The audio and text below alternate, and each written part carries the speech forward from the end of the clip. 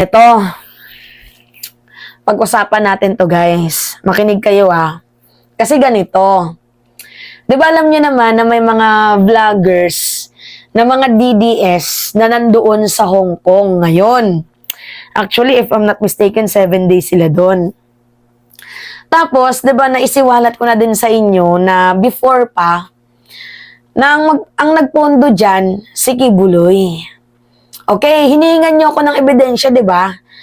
Ngayon, isisiwalat natin. Pero before kong isiwalat, itong kakol ko na isang DDS vlogger na nandoon sa Hong Kong ngayon, nag-away-away pa yung grupo ng mga dilis.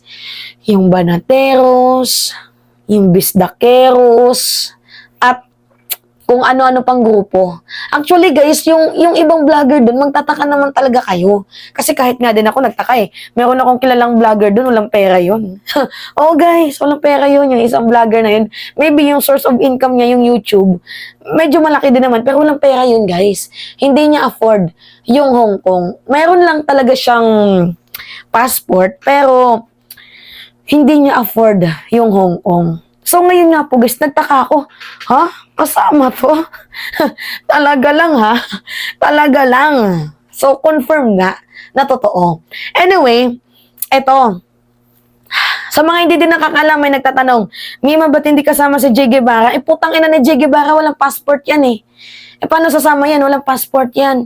Hindi talaga sasama yan kasi walang passport yan.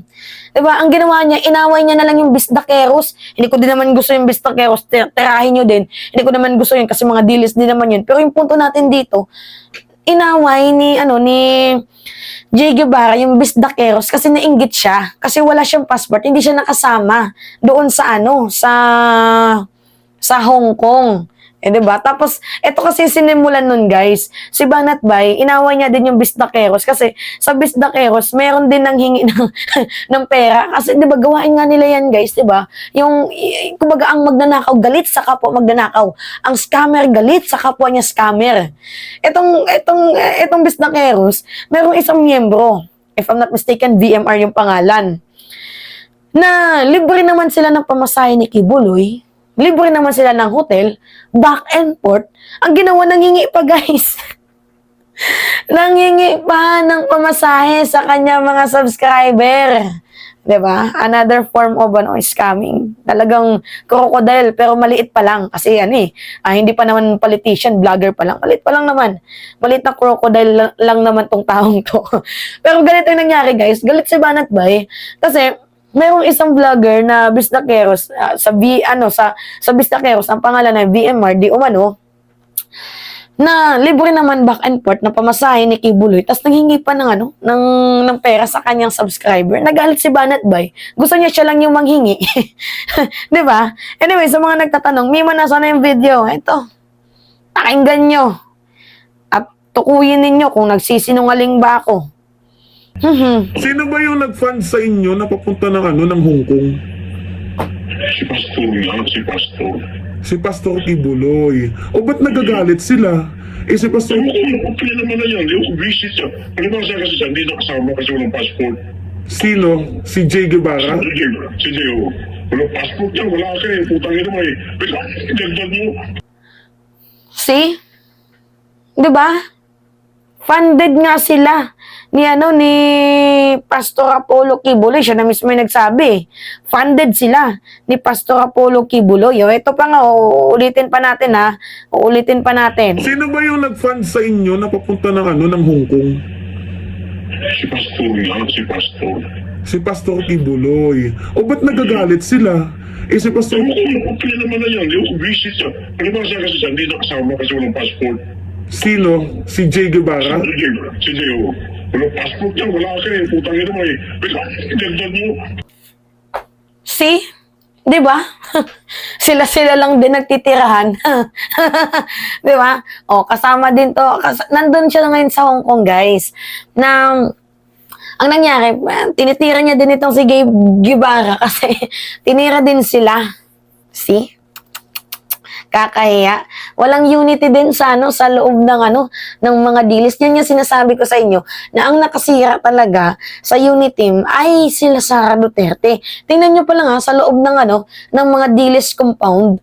Sila lang din nagbabanatan, sila lang din nag-aawayan. Kami, narinig nyo ba na nag-away kami? Wala. Maybe noon. Pero yung ngayon, nagkakaisa kami para sa isang layunin. 'Di ba? Nagkakaisa kami, even kakamping nga, kaisa namin eh. 'Di ba? Nakakaloka. See? Tsaka siya din yung nagsiwalat nito. O, pakinggan nyo din to guys. Siya din yung nagsiwalat noon sa akin na kaya hindi mahuli-huli si Kibuloy dahil nandoon sa Davao, nagtatago sa compound. Tapos mayroong protector na inamin din naman ni former President Duterte. Ito, panoodin nyo. Talagang nandun sa compound si Kibuloy? Nandun siya? Nandun pa siya? Si Kibuloy, nandyan lang talaga siya sa Davao, nagtatago? Parang ganun? Gusto niyo makita si Kibuloy? Pero, nasa Davao lang si Pastor. Kumbaga hindi talaga siya nahuhuli. Ganun.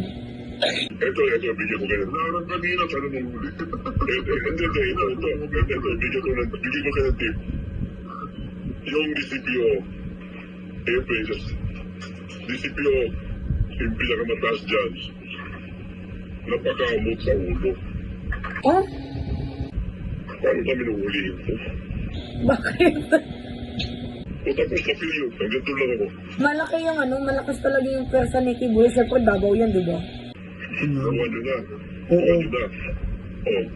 Yun lang siya. Hanggang doon lang ako. Ibig mong sabihin, may katotohanan nga na may kakit. Si Kibuloy doon, malakas. Parang ganun. Pwede. Di ba natanggal na yung mga pulis na hinire ni Baste, may 2 batalyon na. Hindi talaga nila kayang hulihin si Kibuloy. Wala talaga. Kaya natatawa na lang ako. Hindi nga kaya hulihin niya. Wala yan. Matapos na lang ang termino, PDPF. Hindi pa rin niya. Diba? Ay, sabi dyan, hindi talaga mahuli yan si Kibuloy. Bakit? Kasi may nagpo-protecta dyan eh. Inamin na yan former President Duterte. Diba? Kinontent ko na yan sa inyo kanina. Inamin ni former President Duterte na siya mismo yung nagtago kay Kibuloy. Pakinggan nyo Rodrigo Duterte kung nasaan si Apollo Kibuloy. Gayunman, tumanggi na itong sabihin kung saang lugar nagtatago ang religious leader na nahaharap sa mga kasong sexual and child abuses at human trafficking. Sa press conference kahapon sa Tacloban City, sinabi ng dating Pangulo na ayaw sumuko ni Kibuloy kaya pinayuhan na lang niya umano ito na magtago.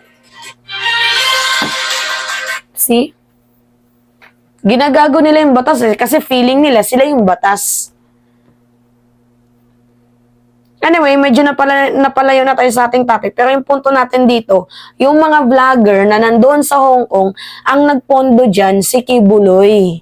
Sure ako. Kasi meron tayong record dito na kausap natin, yung vlogger ni Kibuloy na nandoon sa Hong Kong. Diba? Grabe, no? Grabe. May siguro feeling ko malaki yung bayaran dito sa mga vlogger na to na nagko-content kay Kibuloy. Paano makapasok dyan?